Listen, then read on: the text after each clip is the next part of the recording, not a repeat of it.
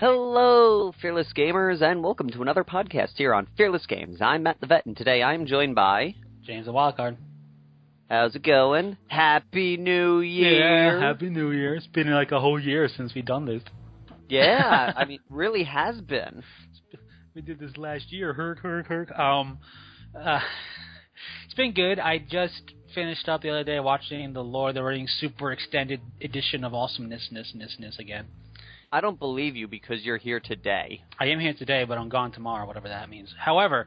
because it's supposed to be like 5 years of movie. Right. Yeah, but it literally... It's basically 12 hours of movie. I did the maths based on how many minutes each movie is, and Return of the Kings is over 4 hours, like 4 hours and 20 minutes. And yep. Fellowship of the Ring, I believe, is 3 hours and 55 minutes. The other one's like 3 hours and like 47 minutes, or whatever it is. I don't know. Basically, it works out to you're watching 12 hours of movie. And yep. I do it like once a year, basically. I just do. Like, at least once a year, I'll sit down and hate my life because I'll be watching these. Not because I don't like them, but just the sheer time it takes. Not because I don't like them, but because I don't like them. Right. So I always enjoy watching them. I'm going to do the same thing once they release the Hobbit stuff in terms of super amazing 45 million hours of footage left over. Where we see Bilbo do cardio and write everything that we just saw as he narrates it. Exactly. So I'm looking forward to that cut of the movie. But watching it, I really like how Lord of the Rings Middle-earth basically handles magic. Because it's just not in your face. Even when Saruman does that fireball to Gandalf from the top of his tower. Yeah. Which is the most kind of in-your-face, deliberate magic spell type of thing in the movie, just about. Basically. It's really... all that magic is kind of... It's very subtle. Even when, like, the half-elvish chick summons, like, the tidal wave of horses along the river. Yep. Very subtle. Like when Treebeard, who is awesome, makes the trees move, that's basically magic. I mean, it's all very subtle. I just really enjoy the way they do things. So that was fun. And makes me go, hey, I wonder if there's a manager game. Well, right, there is. I have no interest in it. And then I move on. So that's how I do that. But did you see the Skaven models? I saw that new Vermin Lord thing. Yeah, they have like a couple, like that specific dude and like generic Vermin Lord. They have Screech, Vermin King, and then generic Vermin Lords. The reason I bring it up solely is because the one in the red armor looks like he's flipping you off, but he's not. Because it's two mini claws. I just thought it was fantastic because it looks like he's blatantly flipping you off. Yep. It's like, this is what I think of your empire. This is what I think of this. Blah! Which was funny. But, so that was just something I didn't really expect Skaven stuff. But their whole end times things, it's, what are you going to expect? It's interesting. It's very interesting to see the Skaven coming out again. Because I never saw the appeal to it, but I understood that everyone really, really liked them. Yeah, I mean, for me, the Skaven were... I almost kind of got it, but at the same time, not at all. Like, if that makes any sense, because the Skaven, I like that they're basically the steampunk tech of the setting. Yeah. Only in place of steam, it's warp lightning. Yep. But like warp lightning. They're the Emperor. Force lightning. Yeah. I like that they basically utilize warp energy, which is completely different in fantasy. As it is in 40K. But I like that they basically did that and harnessed tech because they're little rat dudes. We really, some of them are pretty beastly, but for the most part, it's like we need a zappy gun to stop them. So let's make some zappy guns. But I never really understood the appeal as far as a full army of them. They just felt too random for me. What I never saw the appeal was everyone way back. I don't know if it's still around, but everyone wanted them in 40K. I'm like, why? Yeah, that didn't make any sense. And even like the only thing that I really liked about this Skaven was the NPCs you encountered in Warhammer Online for them. Because no matter which faction you were, you had some that would talk to you, and invariably a bunch you had to kill. And it was a lot of fun. So, that was about that. And I really do miss that game. It's a shame it didn't take off, but yeah, it was fun. Indeed. So, speaking of stuff like this, we have actually a comment from our last podcast. Want to bring that up. We did forget about an RPG book for the Imperial Guard. We forgot about Only War. Right, but did we forget about it and just fail to bring it up, or did we say there isn't any? I don't know if, I have to go back through the thing, but it's either we failed to mention it or we forgot about it. Oh yeah, we definitely failed to mention it. Only War, and to be honest though, when Only War was coming out, I looked into it heavily because I thought it was actually pretty cool. I thought it was a nice balance because you have Death Watch where you're just ungodly right from the beginning. Yeah. Which is fun, so you get to really face the over-the-top stuff. Yeah. Which is great, because you're a space Like marine. the Demon Princes. Yeah, because right from the get-go, even as a basic space marine, you can face some basically endgame stuff right off the bat. And then you had Dark Heresy, which you were tissue paper. The Inquisition just beat you up and threw you out, basically. Like, survivability, when your best tank is either the Arbitrator or the Guardsman, you know you're not belong for that world. So when your best armor dude is the Guardsman with flak armor, you go, yep, we're doomed. But I liked Only War because Rogue Trader was kind of like not middle ground between Death Watch and Dark Heresy, but it's kind of meant to be like more powerful characters. Yeah, and that's where you start getting some decent power. The Only War was, to me, felt like a nice middle ground. So if people wanted to play a combat intensive game but didn't want to be Space Marines because the player base had a problem identifying with how to play one. They want to be a more down-to-earth character, but didn't want to die in one hit, like Dark Heresy does if you sneeze. Achoo! Roll a fort save, up you die. Yeah, basically. Only War felt pretty cool, especially because you had the different things you could do with it. I liked the concept of Only War, but then it came out and I never bought it. Because, it just, at that point, there was no... We don't have our gaming group like we used to, so... Yeah, I've been trying to see about making up a gaming group to play, like, Death Watch at the hobby shop, but I don't know how well that's gonna turn out. Yeah. But it would be cool. I loved Death Watch. I thought it was super fun, because you got to play as a Space Marine. Oh, yeah, I love Death Watch. I thought it was great. Only War is cool, but, like, it's basically you being a normal dude, which is cool. And it can really... I feel Only War could do a much better job if you wanted to do a horror survival 40K setting, which is totally justifiable. Let's say you're on a planet that the plague host has corrupted. The zombie. Yeah. You have basically the zombie virus that Typhon likes to unleash upon worlds. Yes, because he is a crazy, crazy zombie lover. Basically, he's basically a herald of pestilence. So he's Rob Zombie. So you could have a whole campaign based around trying to evacuate the planet and doing fighting retreats and then diving in to reclaim certain things for like an Inquisitor or a General or whatever it is. And it can feel much more like desperate and survival as opposed to a Space Marine, because Space Marine is like, well, I'm in a sealed environment of my suit, so zombies can't hurt me. And I cleave through them with a chainsword easily, Like, at that point, you have to literally throw probably 10,000 zombies at 5 Space Marines to actually make it kind of like, oh my god, maybe we should back up a little bit. Yeah. So you can achieve a much more horror, desperate feel on a much smaller scale with Only War. Yeah. Another thing someone pointed out, Warped Games said, an Eldar Bonesinger would be sweet. He'd be the Eldar equivalent of a tech breed, but instead of bolster defenses, he/she would provide feel no pain to all Wraith units, or even it will not die. I am a fan of elves. I play all things elves in the GW hobby, but my favorite elf is the Shadowrun elf, especially if he's Decker. Now, to be perfectly honest, I constantly hear about Shadowrun. I've never played anything that involves Shadowrun at all. I've never played any of their games, their video games, their role-playing, nothing. Yeah. Me either. And the thing is, Shadowrun always kind of looked interesting to me. Because I've seen it a lot. And I've seen it a lot because of who made Shadowrun. That was White Wolf, right? No, I don't believe it was White Wolf in the beginning. Who did it then?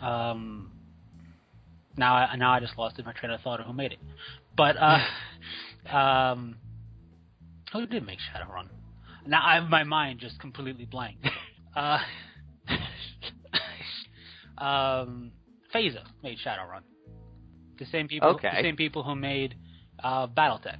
So, okay. So I visited. I don't know why I blanked on that. Oh yeah, because they haven't existed for like 12 years, right? But I don't know if they were necessarily the curators of it. I don't know if they made the content or if they bought it. I don't know that. But I know when I used to visit their website a lot, it was always Shadowrun and BattleTech, and it was a very cool setting. I just never really looked into it past that. I may have. No, I don't think I ever did dabble in it. It always looked kind of interesting, but it was one of those problems, again, for me, that I had with BattleTech. I just pursued BattleTech because mechs are awesome. Giant robots are cool. But that nobody that I knew had any interest in Shadowrun. Well, of course giant mechs are cool because you dig giant robots, I dig giant robots, yes. We dig giant robots, and chicks dig giant robots. Yes, they do, Megas. But Shadowrun, at least with BattleTech, it had the mechware side of things. I knew people. I had some friends who played, and I got in on that realm in terms of doing stuff. I mean, Shadowrun had video games, but I literally knew nobody who was into Shadowrun. I knew a few people in the BattleTech side of stuff, but I knew zero people in Shadowrun. So I'm like, yep, never gonna look into that. So mostly is I knew about whatchamacallit, the RPG game. Yeah. That was it. I didn't know anything else involving Shadowrun. And Shadowrun was huge, in a sense, when you think about it, because Shadowrun had, I believe, around 40 novels created in its setting, which, that's a lot of novels. So, and it had PC and video games. It had an RPG. It's just I never looked into really getting into it because, like I said, knew nobody who even was remotely interested in it. Yeah. I could sit down. And I don't mean just they just looked at it and didn't like it. It's not like, hey, would you like to get into this and try it out? No, okay. No. That's how it is. I had a better, stronger selling point with BattleTech. It's like, hey, you want to get into this? What is it? A giant walking nuclear reactor that can level whole cities with its own weapon systems.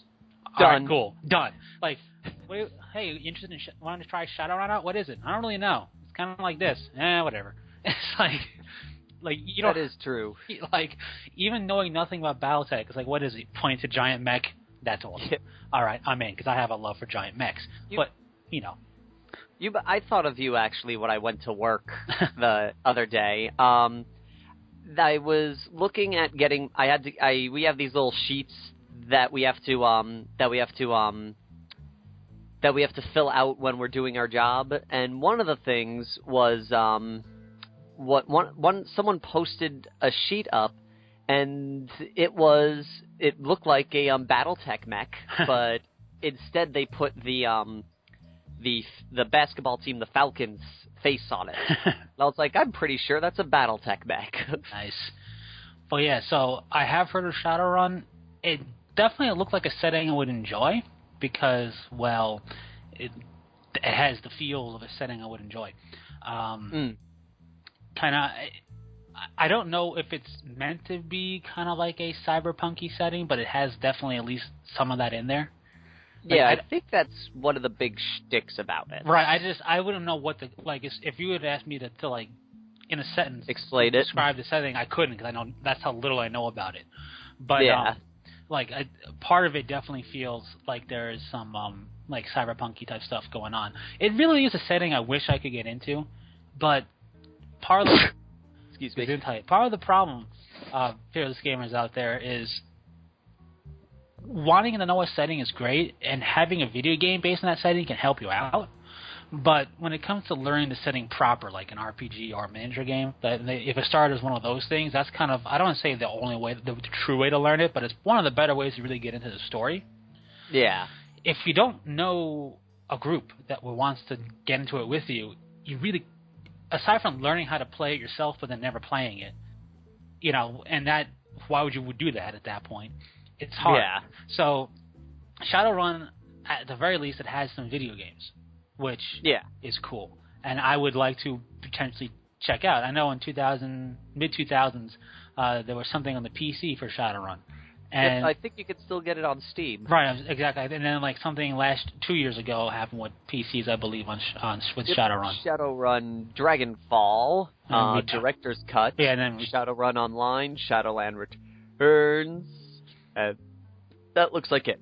Yeah, but my point is, the nice thing of having that is you can get into a setting like that. Like for example, just gonna throw it out there, it's a specialist game, but Mordenheim, right? Yes. It could look cool, but if you know nobody else wants to try it, you're basically out of luck because the only way to get into Mordenheim is to play Mordenheim. Yeah. With 40K, if you, let's say, are somewhere and nobody wants to play it, which sounds, I'm sure, like, to a lot of people like a lie, because it's impossible to find out a hobby center that doesn't have 40K going on, and that's true. But if you weren't able to, for whatever reason, at least you have the Dawn of War series to get your fix and kind of learn a little bit. It's very basic, the very least, but the one thing also with those big, like, hobby type of things like that, at the very least you can collect, and then when you happen to find someone, oh, hey, I just happen to have a whole force I've been meaning to play. Yeah. Like, I know someone who has no interest in the game, but he builds and collects a whole army, so it's like one of these things where, like, if one day he ever decided to just give the game a go, he could just go down to anywhere and go, boom, who wants to play Apocalypse? There you go. And, but yeah, now seeing that, looking at the stuff like Shadowrun on Steam, I might make a purchase and give the Shadowrun setting a proper try in as best I can, which is video game form. So that was Warped Game, right? Warped Online? Warped something? There's Shadowrun Online. No, the commenter. Oh, yes. Warped Games. Warped Games, you made me do this. This is all your fault. No, but I definitely am interested in giving that setting a check out in a video game form. So I'll do that. I probably will do that, Fearless Gamers. See what just happened? Peer pressure. Do it. Non-existent peer pressure has forced me to do this. But very cool. And I'm going to be honest, didn't know there were, aside from some art that looked elven-like, I didn't know there were actual elves in Shadowrun. I thought it was just people being weird in the future type of deal. So that's cool. Having knowing nothing about those elves, I'm still going to put Lord of the Ring elves as my favorite. But who knows? We'll see how these guys are. Yeah, who knows, man? Yeah. You may become a new Shadowrun nerd. Probably not, because I know nobody else. So, but speaking of elves, we have that rumor that likes to pop up every year. The Harlequin one? Yeah. We talked a little bit about it last podcast, but yeah, it is like gaining steam this year. That and the Mechanicum Army list. I have to say, though, the Mechanicum one is more established as being a yearly tradition of a rumor.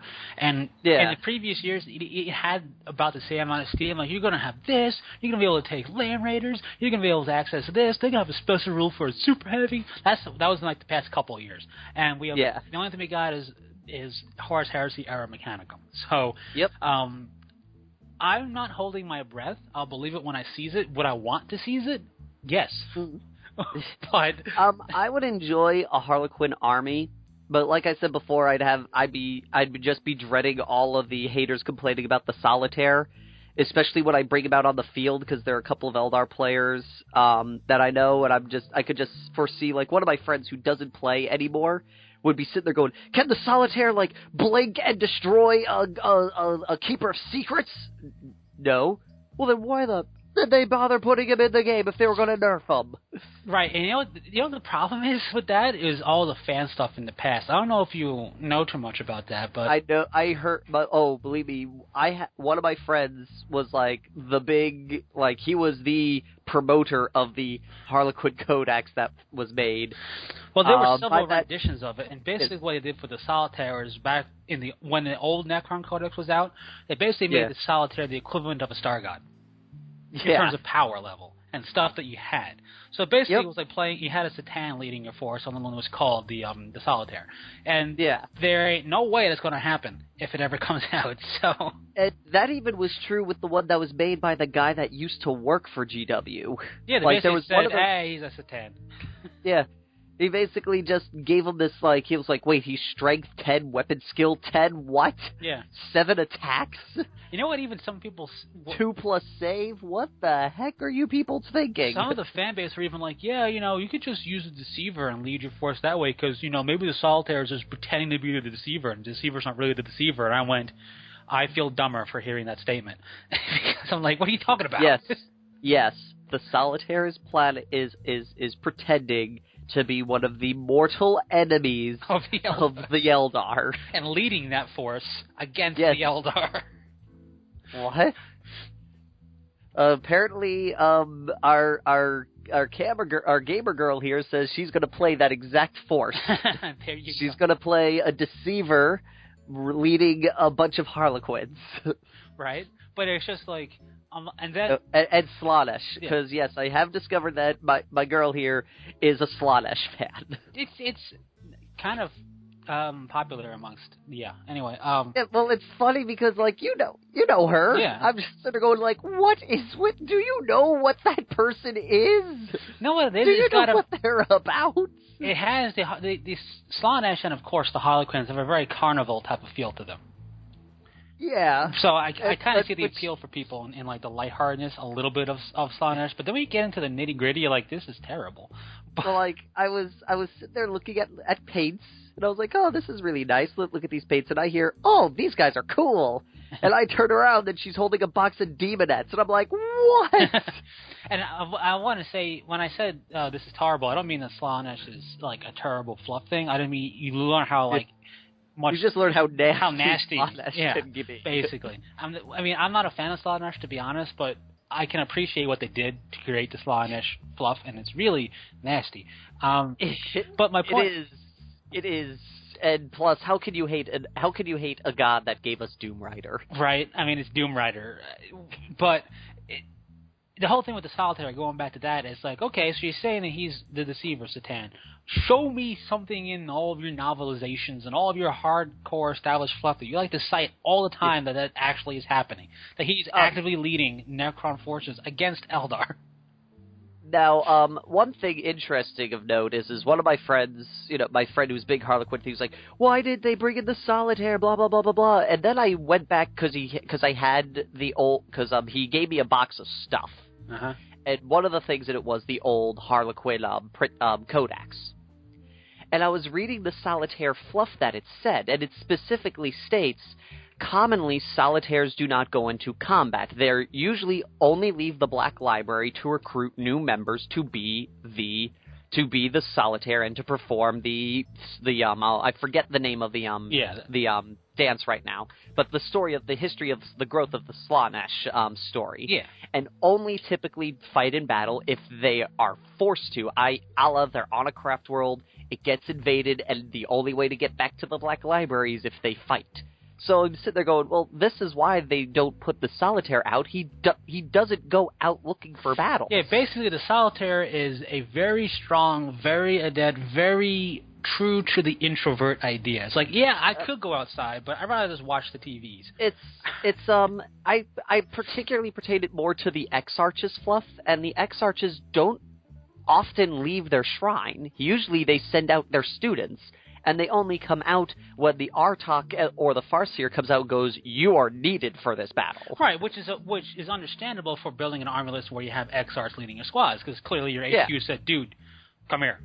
Come here. But the Solitaire is like, oh, you guys are hanging out? Well, who's going to be there? Oh, the Imperial Guard Army, huh? Yeah, I'm going to watch TV. Like, I got really good reception here in the Black Library. I'm going to go read a book and watch a movie. Like that, the Solitaire is the ultimate introvert. And as a fellow introvert, that's cool. If somebody's like, listen, I'm going to do this, and nobody drags them out because you'll kill them. But it's just well, also, you don't touch or speak to a Solitaire, because to do so without being in ritual is to make a fate so terrible you should just kill yourself right there and then. Right, exactly. But it's kind of like, battle's happening, and the Solitaire's like, but this is a marathon of The Walking Dead. I can't get up right now. So it's like they're marathoning you guys, okay? They're marathoning. So I'll finally see the episode I didn't DVR. Right. And I haven't bought the collection yet because I'm going to wait till it all comes out if it's the Ultimate Mecha collection or something. Yeah. But that's how we just turned the Solitaire into a TV nerd. Yes, we did. But, we went there. Now, Now, just to clarify here, just for all those who continue to listen to this podcast after all of this horribleness about the Solitaire that we've said, I like the Solitaire. I think he's a cool adaptation. I really like his fluff and everything. What I hate is, the height of the pedestal that the fan base has put him on. It's true. Is like that. You know, like there's tons of moments about that. They're like, this, like Batman. Okay, Batman is awesome. It's Batman. But he's on such a high pedestal that I can't stand Batman anymore. Prep time, and guys, I love Batman, but everyone's like I was at work and someone bought Spider-Man 2. And he's like, this is the new one, right? Because I don't like that other stuff, blah, blah, blah. And somehow I got on to, I think, somehow, like, the new Batman vs. Superman comes up. Yeah. And I'm like, I'm debating if I'm going to go see. He's like, oh, what do you think of the whole Ben Affleck thing? I'm like, I have to see a trailer. And once I have a trailer, I can decide. And then maybe I'll just wait till it's on Netflix. He goes, dude, between you and me, he gets real quiet. He goes, don't bother, Batman wins. And I'm like, how do you know this? It's, dude, Batman wins. That's the only way it could go, is Batman wins. And that's the part I hate. That's what I hate, is that's the argument right there. There's no rhyme. There's no reason. Batman wins. The thing I hate about all the Batman versus whatever debates is that invariably the first thing that's brought up is Batman's prep time. Because, the other guy's just going to go smoke a cigarette in a coffee shop. Yeah, I can't wait till Batman gets a jump on me right now. Yeah, But they invoke the prep time like it's a superpower. I'm like, because he has the ability to prioritize things and organize doesn't mean it's a superpower. It doesn't make it like through that he's gonna be able to overcome even Spider-Man versus Batman. My money's on Spider-Man because he's got the sense, the strength, and the webbing.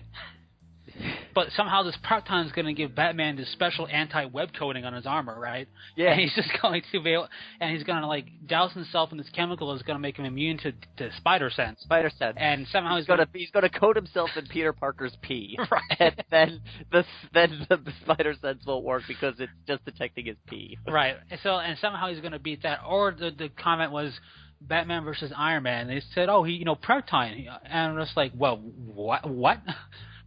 It's Iron Man armor. It's EMP shielded. He has no way to defeat it. So, he could just beat Tony Stark out. We didn't say it was Batman versus Tony Stark. We said it was Batman versus Iron Man. And all Iron Man's going to do is float around and repulsor blast him. Yeah. So, I kind of like there was a thing, there's a new comic series with Batman involving the Joker. He's finally returned. Yeah. And it kind of showed there's a sequence, without really disputing anything, where Batman has all this junk, and he's got he's in a super mech suit, and he's fighting a bunch of superheroes, and he's like, my computer is able to think at the same speed as the Flash, so I can do this, and then Superman shows up, and then Batman's like, oh crap, and he proceeds to get his butt whipped. Because it's Superman. Now, I'm not a Superman fan by any means. In a straight-up fight, it's Superman. It's kind of a shtick is to straight-up beat you in a fight. Yeah. But at the same time, I can't give Superman any credit because of the metric tonnage of kryptonite that's in the world and how Batman has a bunch, the Joker. Everybody has kryptonite. So it's kind of like, it's Superman. Let me put on my kryptonite gloves. And it's like, wait, what? In this one, he used a red sun emitter to bring Superman down to Batman's level.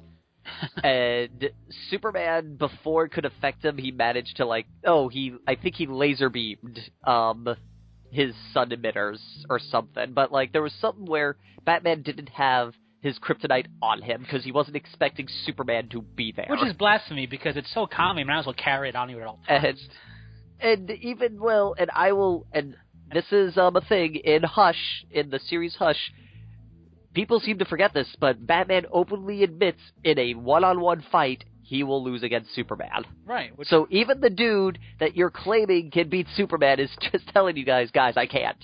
I mean, wait, seriously, he can. That's why I can't beat him. That's why he has a metric ton of Yep. like kryptonite. And even with that, he does have one of his kryptonite rings, and he punches him with it, and he goes, "If it wasn't for this stupid ring, my hand would be broken right now." Right, but I mean that's a whole other can of worms with Superman. But I mean, like, yeah, Batman can't win in a straight up fight. He can't win up a straight up fight against Spider-Man because Spider-Man. It's Spider-Man. Now, don't get me wrong, Kung Fu Master thing, he could probably hold his own, but when punches start landing, yeah, he's going to start hurting. He may have, let's say, brass knuckles and whatnot, and doing stuff he can do, like the best. I'm not saying he's going to get a few good licks in on Spider-Man, but if Spider-Man, once webbing comes into play, it's going to be, I think, Spider-Man's favor. That's just because, as much as I enjoy Batman, he is only human wearing, like, at best, mediocre body armor. And I say mediocre in the realm of superheroes. Yeah. It's very good against non-superheroes. It's basically the best body armor you'll ever need. But against superheroes, it's not the best body armor. And now my whole problem with Superman is, okay, a kryptonite ring is not going to kill him, but I mean, it's kind of like, kryptonite, my only weakness. When I remember, it's my weakness. It's like, wait, what? The effects of kryptonite vary depending on the writer. And that's my problem is, and the argument is made that you need a good writer to do Superman well, and that's true for any superhero. But you just need, what Superman needs is consistency. Stabbed by kryptonite should drop him.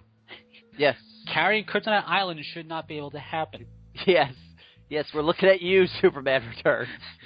Magic, which is his other big weakness, should affect him fine. It shouldn't be, plot armor now. It should, he has weaknesses. Everybody else has weaknesses that gets exploited.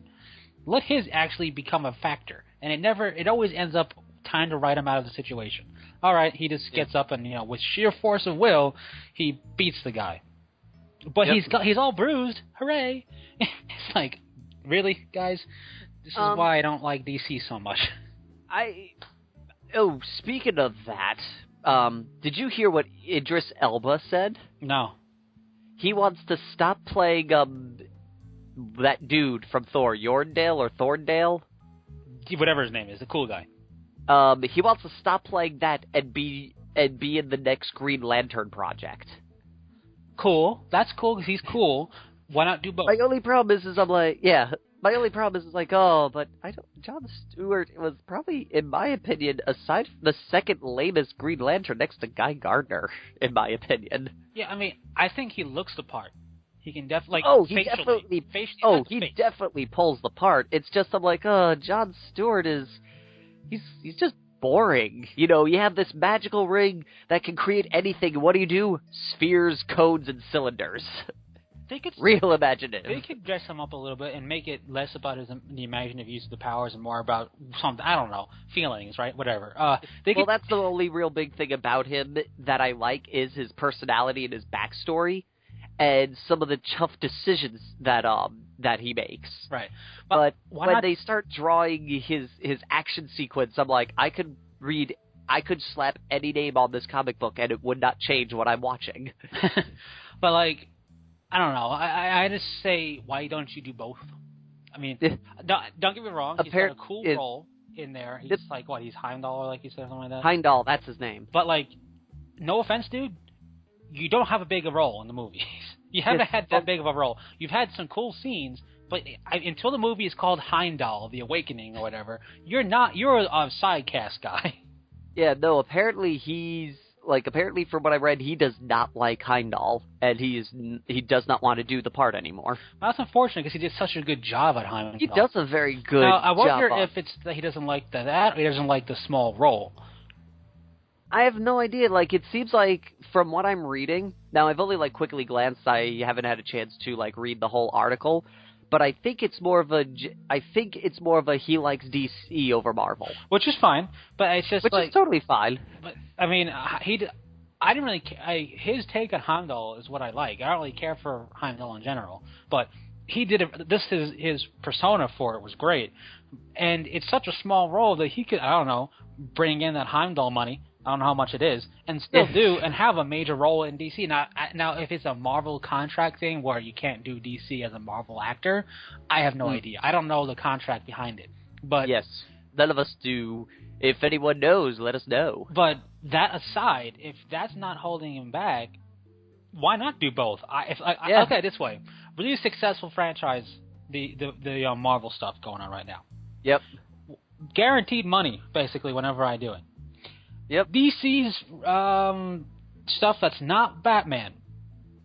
Yeah, that reliability factor just went down a lot. And I liked the first Green Lantern movie. Oh, I love the first Green Lantern movie. That movie was awesome. I understand it's not a good superhero movie. I understand that, but I don't think it's because of maybe some of the cheesy action scenes or anything like that. I think it's because, and I've always said this, people don't really understand the Green Lantern. The Green Lantern character is kind of out there, the Lantern Corps. Because he was right amongst aliens, and I'm sure people were not expecting that because they think DC movie, Batman, Gotham, grounded in reality. Why is he flying in space? And everything, and also a lot of people, surprisingly, what I hear people complain about a lot, the mask and the race car track. Which I'll give him the race car track just because that's not understanding how the power works. But what's so bad about the mask? People are like, that doesn't block anything. I'm like, that's kind of the joke in the movie, was they were making fun of how no one recognizes him with that little domino mask on. Also, that's classic superhero mask. I mean, that's like Green Lantern. That's like going up to Batman and going, what is with the stupid bat ears on the helmet? Seriously? Right. I mean, Batman. I mean, does he really need the ears to be Batman? Seriously?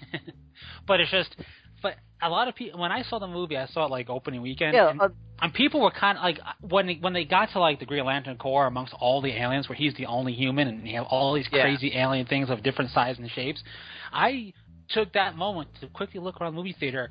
People's face were confused, like kind of like, I'm over this is dumb type of look. Like, people didn't get it. Like, I feel like Green Lantern should have had a quick thing like, yo, dudes, real quick, movie's gonna start. There's a lot of aliens, okay? This is Green Lantern. Deal with it. Type of deal. Elena here just made another very good point. Everyone can't tolerate the stupid mask, but everyone's okay with the glasses with Superman.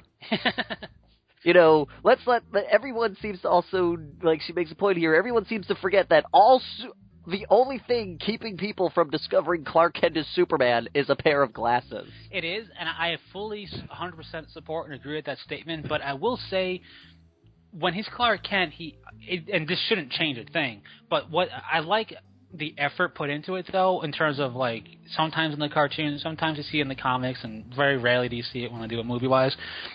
He's more hunched over. He's more timid looking. Like, he acts like he's not anything major, which is great because it's not just, I put glasses on. Look at me. Yep. But at the same time, he's just wearing glasses. That's really doing. If he took those glasses off, people would start going, you kind of look like Superman. Wait a minute. Like, and you can't tell me there hasn't, he's always wearing the Superman costume underneath his suit. Yeah. Like, really? Really? Another great thing, though, Kill Bill makes one of the greatest. They do. Greatest mentions. Clark Kent is the costume. He's how Superman sees us. It's true, and and it made a good thing. And the sad thing is, at the point, is that that's kind of how you're supposed to view Superman. I kind of viewed it like Superman is Superman. Clark Kent is his disguise.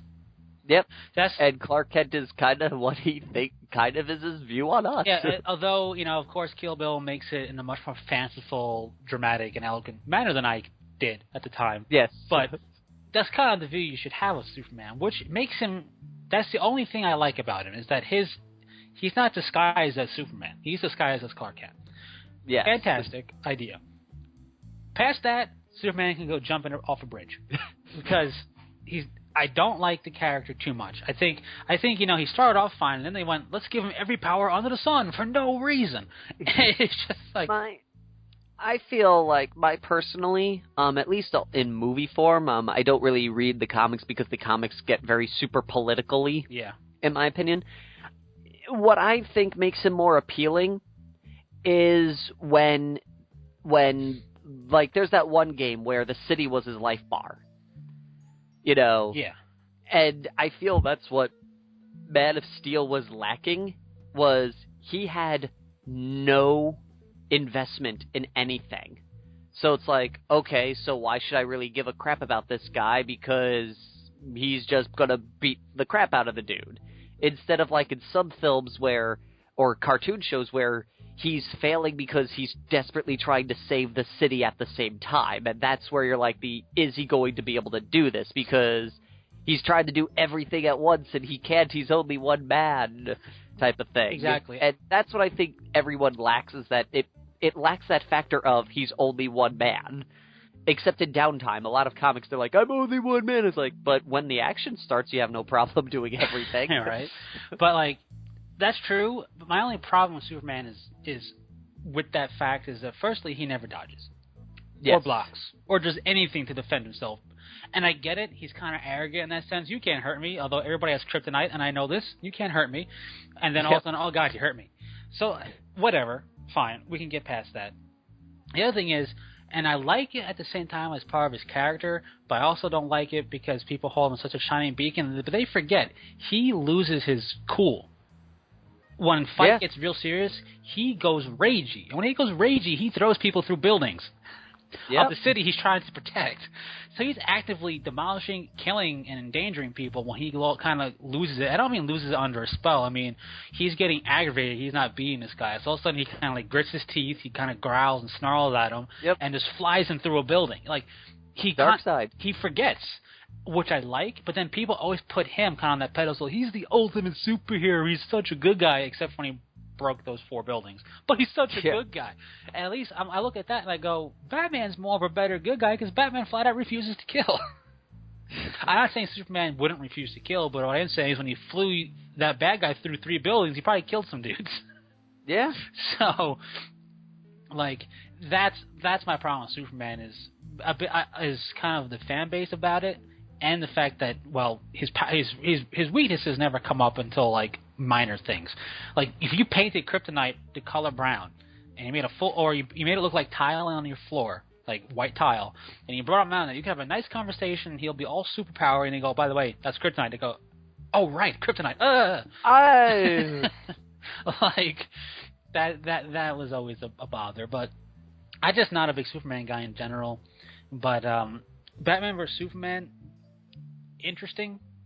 We only had that one teaser from Comic-Con like 2 years ago or something like that. I didn't even see it. I saw it on YouTube. It was really dumb because you didn't see anything except like Batman had like looked like those eyes, the eye lenses, kind of when he was using the sonar.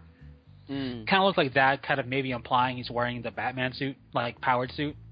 Yeah. Which is fine, but my problems for this movie, Batman, whatever, is first off, you're bringing Batman in with another character.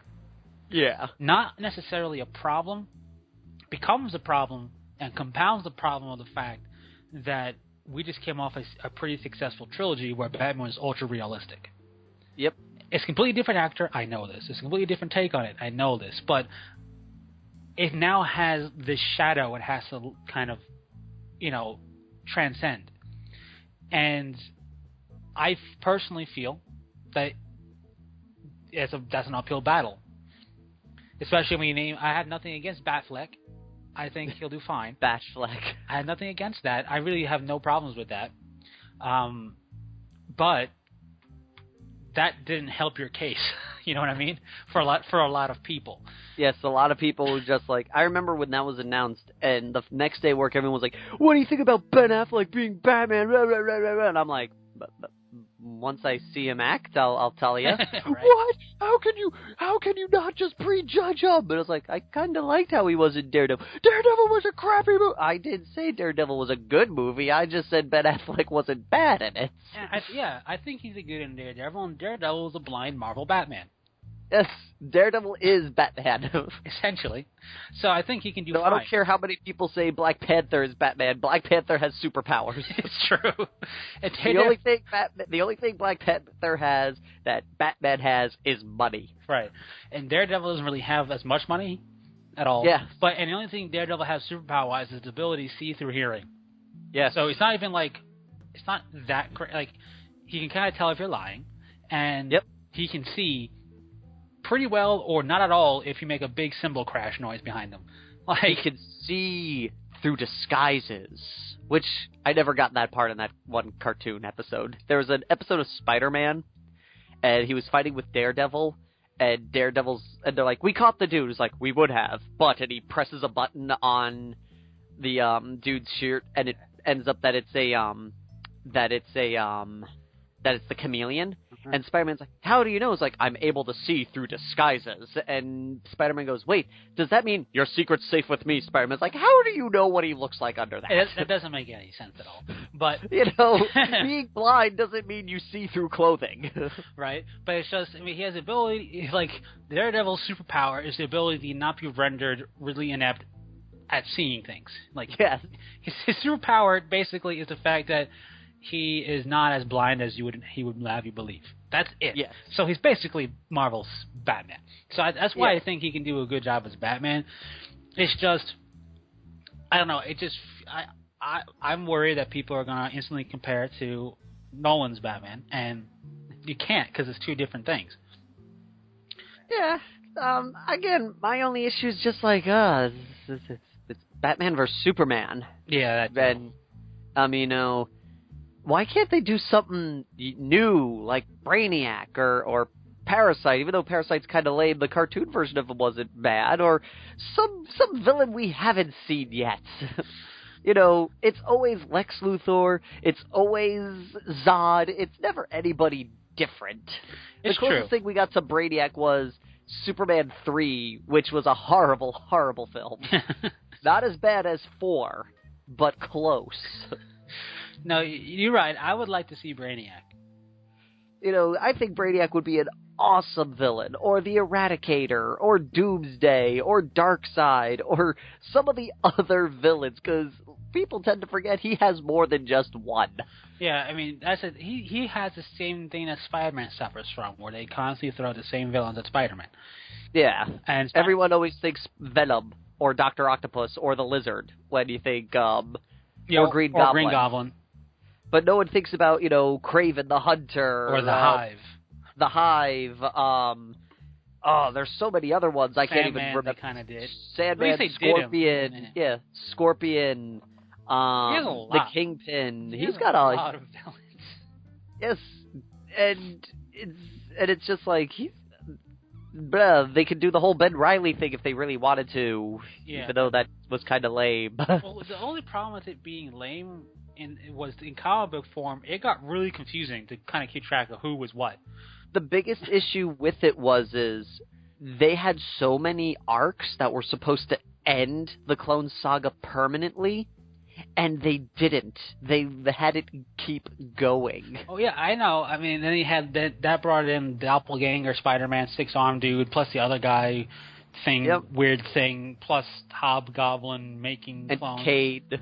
Yeah, it got really weird there. But just the Spider-Man Clone Genesis, that whole big arc where, one of them dies, who really died, who knows type of deal. Yeah. Well, Ben did, but anyway. And Judas Traveler. Yeah, but the problem is, and part of it was deliberate and was fine in certain parts, but when you're supposed to kind of go, it got too who was what, you know what I mean? Like, I'm all for kind of confusing the reader a little bit because that's the point about these two clones, well, clone and person, but when eventually you go, I might as well be reading it in a whole different language. I have no idea what's going on anymore. You've gone too far. It's sort of like with the whole Red Hulk thing, when Marvel got mad that everyone figured out who Red Hulk was, so they changed it, and the comic contradicts what they say. Because, like, from my understanding, there was, everyone was like, who's the Red Hulk, who's the Red Hulk? And then in issue 2, a character shows up, an old character from the series, and everyone realized he had the same haircut and everything, and they're like, oh, I think he's the Red Hulk, and everyone's talking on forums. Oh, I think so-and-so's the Red Hulk, and blah, blah, blah. And then Marvel got upset that this happened. So in the last issue, they changed who the character was, and then everyone went, how can that be? Because that character was in the same room as the Red Hulk in issue 3. And they're like, well, it's him. But what? You picked who it was too early! But yeah, I don't know. It's just, with that is kind of lame. But at the very least, we got a different Superman villain. It's a hero. Yeah. But there's Lex Luthor, who's going to end up being the villain. They're going to team up and defeat him. Yay! It's just... Or another one. Oh, Metallo. Metallo would also be awesome. Yeah, no, anything that wasn't done ever yet would be awesome. Because real tired of seeing the same Superman movie being done with better graphics. Like, when everyone was like, oh, dude, it's going to be General Zod. I'm like, yeah, we have that. It's Superman 2. I've seen it before. And what? Well, what else would you want? What about Brainiac? Brainiac is super lame, blah, blah. Why? Because General Zod. And I was like, you have no basis.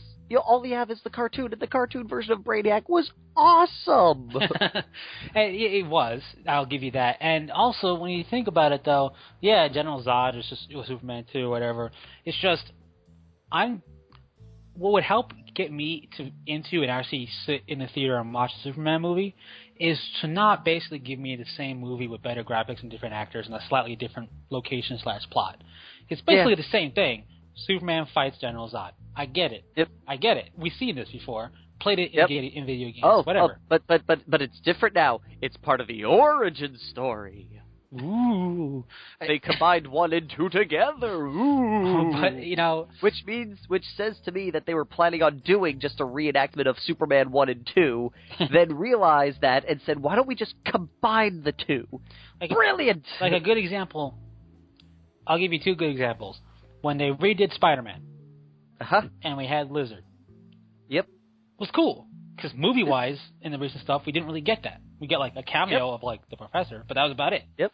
And they did a good job with that, and then even though they went into Green Goblin, they did their own, or the Goblin, whatever you want to call him from there, they did it where it wasn't like, it's a rehash, you know? Like, they did it in a very nice way. The story was all different, it was unique, and even general different story arc. Like, I like the whole Green Goblin origin in the new Spider-Man series. Overall, the new Spider-Man series, I give it a really good praise. I think it's doing a great job. Now, though I hear the third one was canceled. I don't know. I mean, it might have been. Maybe it'll come back. Who knows? Yeah, I heard something like the third one was canceled because of I keep hearing contradictory rumors. I hear that it was canceled because he's going to be in Avengers. I'm like, but I heard that deal fell through and he's not going to be in Avengers. Well, they're still in negotiations, and oh no, Spider-Man 3 is happening, but this isn't happening. It's like, I have no idea what's happening anymore. Me either. And another good example would be the X-Men First Class series. Completely, I mean, because we're so used to X-Men with, fighting against Magneto, ain't that grand. And I love Magneto. He's great. Yeah. But the whole First Class thing, introducing characters people never heard of before and doing stuff like that and going, what's going on in Days of Future Past? A complete, Days of Future Past may have been a bit of a bigger pill to swallow for some people. Because just time travel is always a big pill to swallow. Yes. But especially when you're not using Dr. Doom's time travel. Yeah. But the characters they introduced, the stuff they did, it was different. It was refreshing. It wasn't just X-Men redone again in better graphics. You know what I mean? Yeah. Like, that's another good example of how to do things. I had the best argument. Well, I had the best nerd rage come from a friend once over First Class. He back then, it was First Class was supposed to be like a soft reboot. It was supposed to, be different from the original timeline and just kind of like a soft reboot in things. That's why things kind of contradict stuff that happened in the 3 films. Yeah. So this person comes up and is like, I got a question for you. Days of First Class, is that supposed to be a prequel or a reboot? And I'm like, and I said to him, well, from my understanding, the creator said that it's a pseudo reboot. It's a reboot, whereas it doesn't follow the main trilogy line, but it's, not a full-on, they're not negating the old 3 movies, they're just saying, here's a new line. He goes, well, it has to be a full reboot. The Mystique makeup was the same. And Hugh Jackman was in it. What? If the makeup's the same and Hugh Jackman's in it, then it has to be part of the original story, so why'd they contradict themselves? It's like, well, they didn't. They outright said no, Mystique's costume is the same, so it's the same line. And Hugh Jackman is Wolverine, so it means it's part of the trilogy. And he, nerd rage for, 30 minutes on how, because Hugh Jackman was in it, and because they used the same makeup for Mystique, and my argument was, well, maybe they just really liked how the Mystique makeup looked, and they didn't want to change that? No! If it was supposed to be a reboot, they have to change everything! Doesn't make any sense. It's like, so you mean to tell me that if they redid Spider-Man, they'd have to change his costume because he can't be red and blue or else it's part of the Sam Raimi trilogy? Yeah, that is kind of funny and sad at the same time, but those movies are good examples of how to do, like, whether it be a reboot or whatever you're doing, in a way that is going to be interesting and introduce different things. Heck, I was sick of the X-Men movies until those two came out, because they were different. The first X-Men movie was great. I like the first one. The second one was alright, and the third one was just like... Just Wolverine the movie. Yeah. And then that's when you realize the whole trilogy is Wolverine the movie. Which I'm okay with it being, like, Wolverine's coming to terms and discovering his lost memory stuff that they were going with. I would have been fine with that. You know, because Return of the King is really about Aragorn. You know, like the whole Lord of the Rings is basically a story of Aragorn, even though it's about destroying the ring. So it's kind of like dual thing there. So it can work. The thing is, it just got real lazy in 2. Like he kind of got lazy. You can see the lazy aspects in 2. I mean, and then 3 it was just full on lazy. And then Origins. Oh, that one bathtub scene with those claws. I'm like, could those claws get any faker? Yeah, that's true. But I sat there going, This isn't the final production reel. This can't be the final production run because those claws look so fake. Well, the biggest problem with that thing was, I'm like, you had such a good actor that could have played a real Deadpool and not your take on it. Oh, he's such a good actor for it. He's so good, and everyone's like, he always gets stuck with lame roles. I'm like, what are you talking about? It's not the roles that are lame; it's the films he's stuck in. Yeah, I'm like, if he could actually play proper Deadpool, it would be amazing. And I'm not saying, I'm not a Deadpool fanboy where I want to have a movie because golly gee, Deadpool is so cool. The game was fun, and the game would be a really good premise for a movie. Did you see the video clip that they kind of did with Ryan Reynolds voicing Deadpool? Yeah. Where he's on the highway? My favorite part is when he's got the drawing of the dude getting his head cut off and he points at the dude looking at him. Yeah. And then when he flips over, the dude's head decapitated. Right. That's what I like Deadpool. I like Deadpool when he's silly, but not overly silly. Oh yeah, like honestly, the Deadpool video game, you know, it wasn't like super A+ polished game, but it was a very fun game, and the way the game was done and set up was basically like would be perfect for a movie because it's basically the plot of Deadpool wants a game / movie about himself, so we're gonna make a movie about him making a movie about himself, and that's perfect, and that's perfect, and that's the way it should be, and it was done very well, and that would be just take that and make it a movie, and you'll be set. So, and the best part of that is when you lose, like you die, and you respawn at a checkpoint. He goes, it'll show him like all beat up, and then there's like a old-fashioned light, you know, you pull the turn on and pull the turn off, and and you'll say different stuff. One of it is, let's never speak of this again, and turns the light off. It's great. So that would be perfect. 2 of my favorite parts of that video game is when he's talking to Cable, and I think one of the buttons options is like get out of here, and he pulls out a handgun and shoots himself in the head. Yes. And then Cable's just like, wait! Yeah. All of the stuff when he's talking with characters is great. Like, because you can get the intro stuff, like little stuff about the character, like background information, and it's all done in like a weird way, and it's fantastic. And my other favorite part is when you're slapping Wolverine around, and he goes, this is because the player hit the button. Yeah. This is because he hit it again.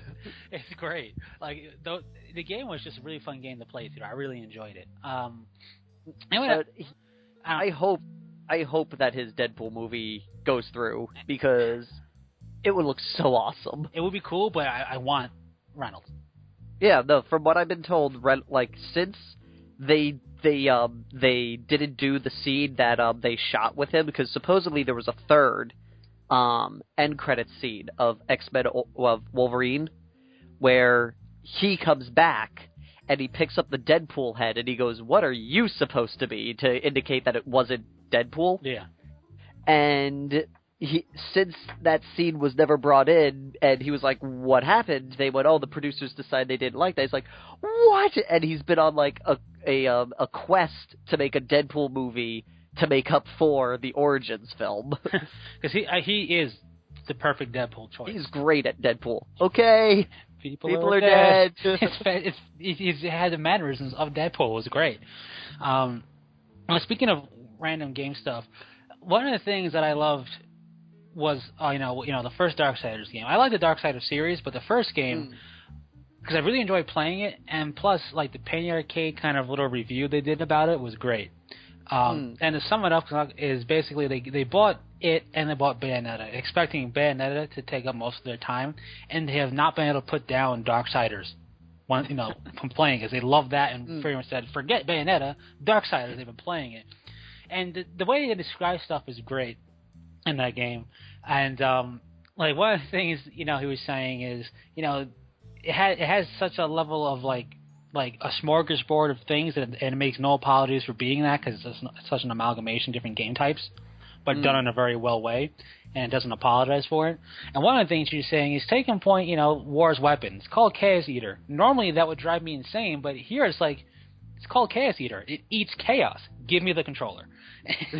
And that's kind of like the Deadpool game. It's like, what do you mean? It's a game about wanting a movie. Or, Deadpool the game. Give me the controller. It's just... That just reminds me of one of their comic series when they're talking about Dragonlancing, the Dragonlance novel.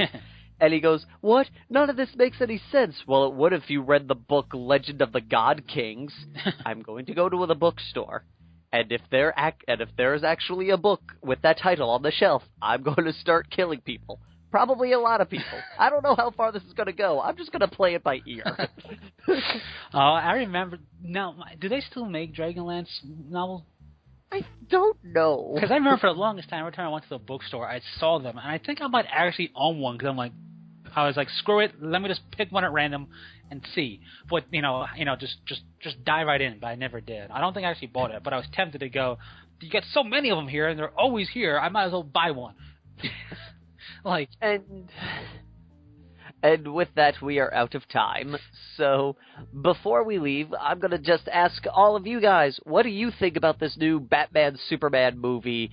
And are you interested in seeing a Deadpool movie come about?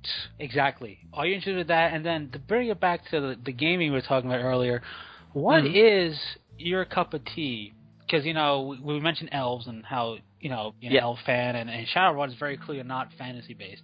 So, are you a fan of sci-fi stuff done or fantasy stuff done? Keeping in mind, races and stuff don't matter. Just the genre. Do you like to see stuff done science fiction? With bows and arrows and swords or laser guns. And, for example, like Lord of the Rings, or would you prefer Lord of the Rings to be told in a sci-fi setting? Stuff like that. Yes, so I guess in that sense, Lord of the Rings or Star Wars. Kinda, only in a way, but not. They're the two. Yeah, they're the two best ways to describe what we mean by fantasy and sci-fi. Exactly, but not. So but not that, but in game terms, right? What do more people prefer? Because I've always been interested to see who are the fantasy player base and who are the sci-fi, and from there I'm going to have follow-up stuff. So do the homework. There will be a quiz at the end of the month. Yes. So, with that, thank you all for listening, and Happy New Year, everybody. Happy New Year. And until next time, Fearless Gamers, this is Matt the Vet. Days the Wildcard. Saying take care. Peace.